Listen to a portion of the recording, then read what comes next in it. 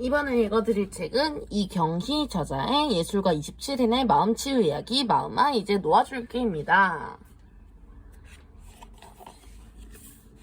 이경희 서울 출생, 불어 불문학 전공, 일간지 문화부 기자를 거쳐 공무원, 교육원, 개건교수, 국회의장단 기획관을 지냈다. 아시아 문예 소설 신인상을 수상하면서 작품 활동을 시작했다. 대표작으로는 연애기록, 작약 등이 있으며 2016년 중앙일보의 장편소설 제8요일의 남자를 연재했다. 파트 1 마음아 이제 놓아줄게. 파트 2 그를 용서하기로 했다. 파트 3 그때 넌 사랑이었니. 파트 4 나는 지금도 거짓말을 한다. 파트 5 상처가 상처에게. 그림은 내 감정의 해독제. 엄진아. 그림은 나에게 있어 나 자신에 대한 치유 방법이며 또한 나 자신 그 자체라고 할 수 있다. 나는 그림을 통해 나의 감정을 해독한다. 끊임없는 이야기로 나를 말하고 작은 성과 색 사이에 스며들어 지나쳐가던 어떤 이들이 있고 그들을 바라보던 나 또한 있다. 그렇게 세상 속에 나는 어우러져 있다. 5살 어린 소녀가 있습니다. 소녀는 울고 있습니다. 소녀는 길을 잃었습니다. 소녀는 어떻게 앞으로 나아가야 하는지 모릅니다. 소녀는 혼자였습니다. 화가는 가끔 어린 시절 꿈을 꿉니다. 꿈속에 나타나는 5살 꼬마는 절대 울지 않습니다. 30이 훌쩍 넘은 자신을 향해 방긋 웃어줄 뿐입니다. 소녀는 자라서 화가가 되었습니다. 마음 그릇엔 상처를 가득 품은 채 웃음을 잘 짓는 어른 아이가 되었습니다. 화가는 사람들의 관계에 많은 관심을 가집니다. 상처의 시작이 관계에서 비롯되었듯 사랑 역시 관계로 인해 생겨나는 것이라 생각하기 때문입니다. 가끔 그녀는 관계 속에 자신을 불쑥 던져놓습니다. 관계로 입은 상처를 관계로 회복하고 싶어서일지도 모릅니다. 그러나 어린 시절부터 시작된 오랜 상처를 회복할 수는 없었습니다. 도리어 더 깊은 상처가 되었습니다. 인간에게 있어 관계란 무엇일까? 그녀가 던진 화두는 바로 그림이 되었습니다. 가슴에서 쏟는 감정의 울림을 그림에 담고 싶었지만 그것은 곧 관계에 대한 의문으로 그려졌습니다. 작품 통증에서 그녀는 아픔과 아름다움을 함께 표현하고 싶었습니다. 관계에서 오는 상처와 사랑이 그곳에 담겨있기 때문입니다.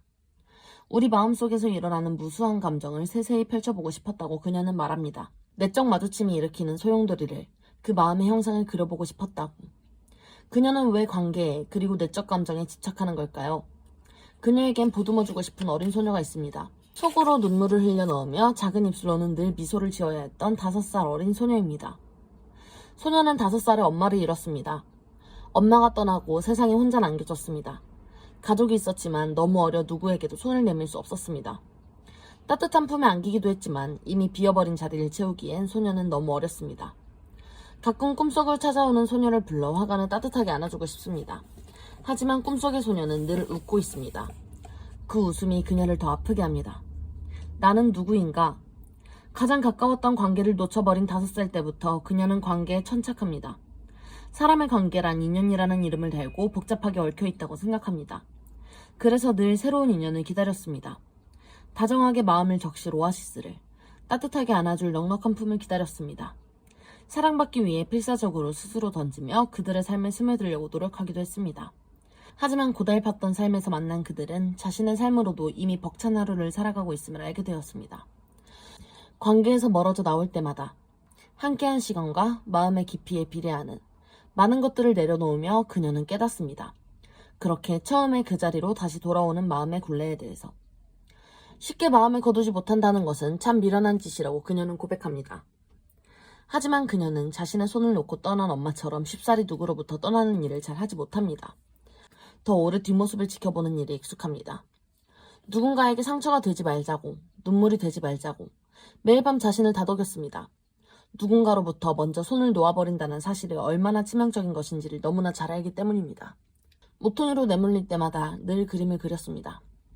누군가에게 그림은 위안이고 누군가에겐 삶 그 자체일 것입니다. 하지만 그녀에게 그림은 잠재된 무의식 속에 남은 관계의 정리였습니다. 과연 나의 붉은 실은 어디로부터 시작하여 어딘가로 끊임없이 이어져가는 것일까? 마음속에 엉켜있는 수많은 실타래를 펼쳐놓고 하나하나 따라가다 보면 이들은 나를 어디로 인도하는 것일까? 그녀는 의문이 들기도 합니다. 하지만 아직 답을 찾지 못했습니다. 답을 찾아내는 과정이 그녀의 그림입니다. 마치 미러찾기처럼 엉킨 세세한 선을 따라 여행하는 일이 그녀의 그림입니다.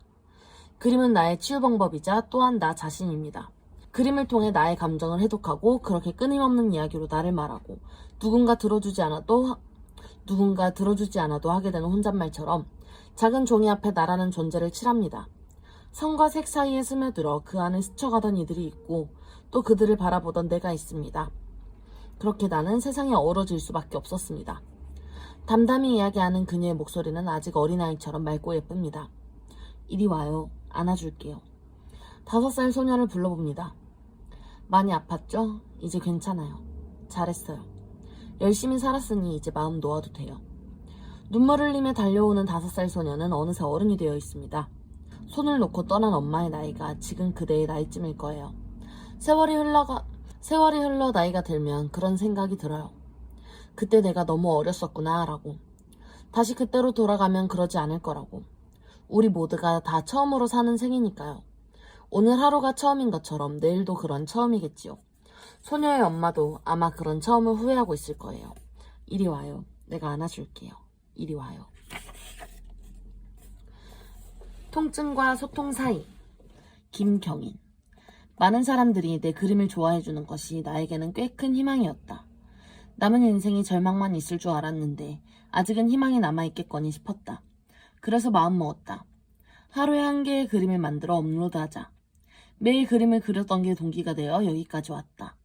하루도 빠짐없이 그림을 만들자는 목표는 나에게 할 일을 제공했고 나는 그림에 대한 아이디어를 얻기 위해 수많은 생각을 해야만 했다.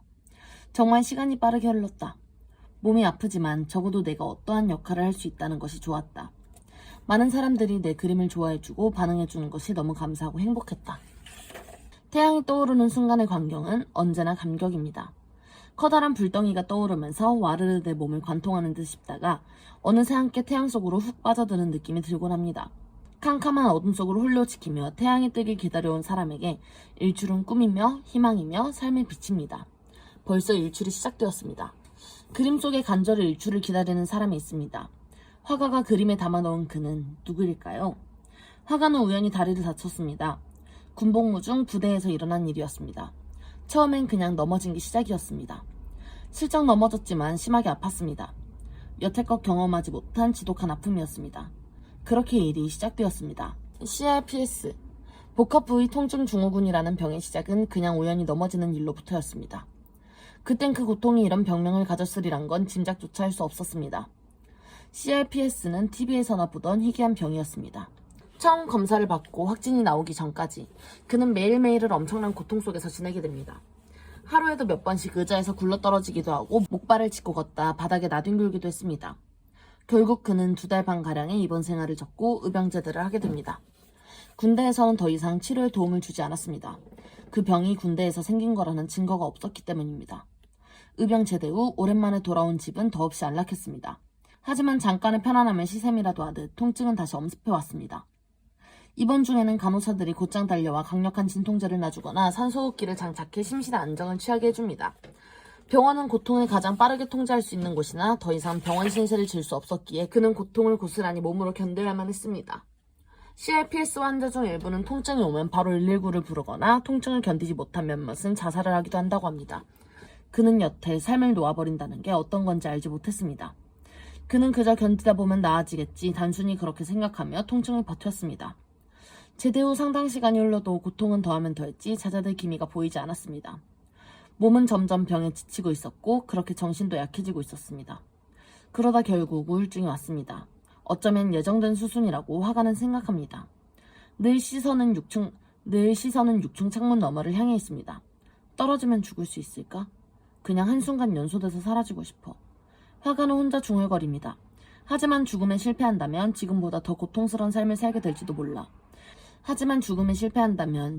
더 고통스러운 삶을 살게 될지도 몰라. 어머니와 아버지, 여동생의 얼굴이 머리를 스칩니다. 화가는 더욱 슬픕니다. 죽지도 못하고 살아남지도 못하는 이런 상황으로 누가 자신을 데려다 놓았을까 한탄합니다. 그 한탄이 어떤 날은 몸으로 오는 고통보다 더 심하게 스스로를 내몰았습니다. 왜 이렇게 된 걸까? 하루 종일 울며 지낸 어떤 날이었습니다. 통증의 바닥을 뒹굴고 통증이 가시고 나면 또 울고 그런 시간을 보냈던 날이었습니다. 우연히 거울에 비친 퉁퉁 부은 얼굴을 보았습니다. 얼른 다른 곳으로 얼굴을 돌렸습니다. 저게 내 모습이라니. 정신이 번쩍 들었습니다. 이렇게 가만히 누워 괴물 같은 모습으로 시간을 흘려보낼 수만은 없어. 화가는 벌떡 일어나 앉았습니다. 고통이 없는 시간엔 무엇이라도 해야 했습니다. 가만히 누워 마치 고통을 기다리기라도 하는 듯한 무기력한 자신의 모습을 더 이상 두고 볼 수가 없었습니다. 그는 그림을 그리기 시작합니다. 연필로 시작한 별 의미 없는 그림이었지만 미술학도답게 그는 그림을 곧잘 그렸습니다. 그렇게 연필을 들었습니다. 그림을 그리는 이유는 특별하진 않았습니다. 그림을 그리면 시간이 빨리 흘렀고 아직은 자신이 살아있고 뭔가를 할 수 있다는 느낌이 좋았습니다. 하지만 그것도 잠시 그림을 그리다 통증이 엄습했습니다. 아래로 넘어져 바닥을 굴렀습니다. 한참 후 눈을 떠보니 그림은 꾸깃꾸깃 구겨진 채 그의 손에 쥐어져 있었습니다. 종이를 그린 그림이 순식간에 쓰레기가 되었습니다. 더 이상 종이에 그림을 그릴 수는 없었습니다. 오랜 고민 끝에 마지막에 도달한 건 컴퓨터였습니다. 컴퓨터로 그림을 그리면서 적어도 자신은 손이 그걸 망쳐버리진 않을 거란 생각이었습니다. 그림과 컴퓨터 그림은 다른 점이 있었습니다. 그는 자신이 컴퓨터로 작업한 그림을 SNS에 올려 사람들과 공유하기 시작합니다. 사람들이 선호하는 트렌드를 반영해 그림을 그리기 시작합니다. 그림에 환호하는 많은 사람들의 응원이 그에게는 가슴 벅찬 희망이 되었습니다. 다리를 다치고 희귀한 병명을 가지게 된 후 남은 생은 절망만 있을 줄 알았습니다. 하지만 자신의 그림을 아끼고 좋아해주는 사람들의 관심 어린 댓글을 읽으며 화가는 거기서 희망을 보게 됩니다. 하루 한 개의 그림을 업로드하기로 화가는 굳게 마음을 먹습니다. 그렇게 매일 그림을 그리며 하루하루를 살았습니다. 중간중간 기절할 듯 고통스러운 통증이 찾아왔지만 그림은 기적처럼 그것을 잘 견디게 했습니다.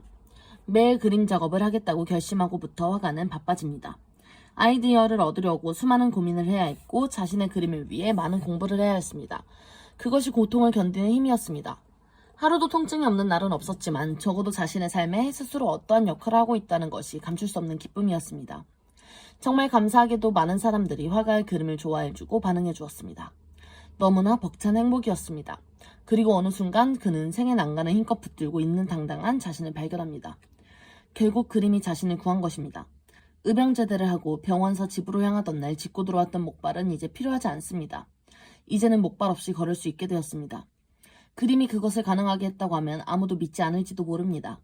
하지만 화가 그 자신이 증거입니다. 자신이 스스로 할 일을 주었고 그것을 해내면서 불가능은 가능이 되었습니다. 그림이 저를 치료했습니다. 그림을 좋아해 주시는 많은 분들의 사랑이 저를 일으켰습니다. 많은 분들께 엎드려 인사를 드리고 싶습니다. 화가는 고개를 숙입니다. 이제부터 어떤 미래가 펼쳐질지 모르지만 앞으로도 그림 작업을 위해 자신을 다 바칠 거라고 화가는 수줍은 웃음을 웃으며 반짝 눈을 빛냅니다.